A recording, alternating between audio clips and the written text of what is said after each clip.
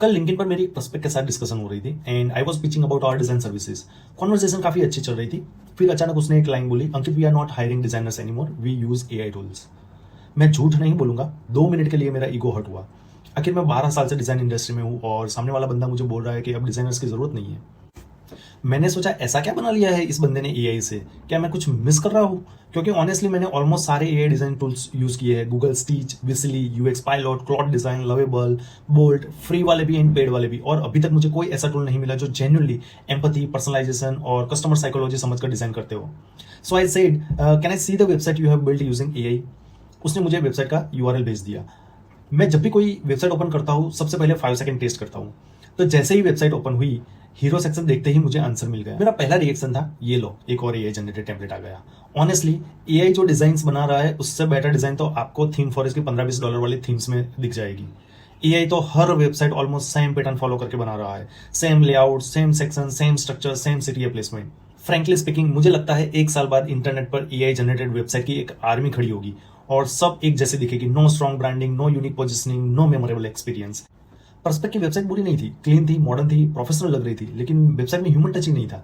No emotion, no empathy, hero section technical jargon से भरा हुआ था। अबव द फोल्ड कोई प्रोडक्ट डेमो नहीं, कोई सोशल प्रूफ नहीं, कोई ट्रस्ट सिग्नल नहीं, और हर जगह सिर्फ एक ही सिटी है, get started, get started, get started. अगर मैं फर्स्ट टाइम विजिटर हूँ और बाय करने के लिए रेडी ही नहीं हूँ, अगर मुझे पहले समझना है कि प्रोडक्ट करता क्या है, अगर मुझे कंपेयर करना है, अगर मुझे ट्रस्ट बिल्ड करना है, तो मेरे लिए कोई पाथ ही नहीं था। और सबसे फनी पार्ट, उसका जो बेस्ट सेल्स एसेट, एक कंपैरिजन टेबल जो क्लियरली एक्सप्लेन कर रहा था कि उनका प्रोडक्ट बेटर क्यों है, लेकिन वो इतना नीचे दबा हुआ था कि आधे विजिटर शायद उस तक पहुंचते ही नहीं होंगे। So you have to understand this things before using AI generated design.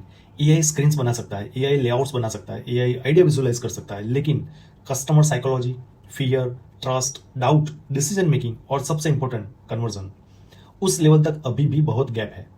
मेरी ओपिनियन में एआई डिजाइन का बेस्ट यूज क्या है? Idea visualisation, rapid prototyping, quick concepts, internal demos, investor presentations, उसके लिए एआई एब्सोल्यूट अमेजिंग है। लेकिन अगर आप एआई जनरेटेड डिजाइन को डायरेक्टली मार्केट में लॉन्च कर रहे हो और एक्सपेक्ट कर रहे हो कि वो यूजर को कन्विंस करेगा, ट्रस्ट बिल्ड करेगा और कन्वर्ट करेगा, तो शायद आप बहुत बड़ी मिस्टेक कर रहे हो। क्योंकि डिजाइन और यूएक्स दो अलग चीजें हैं।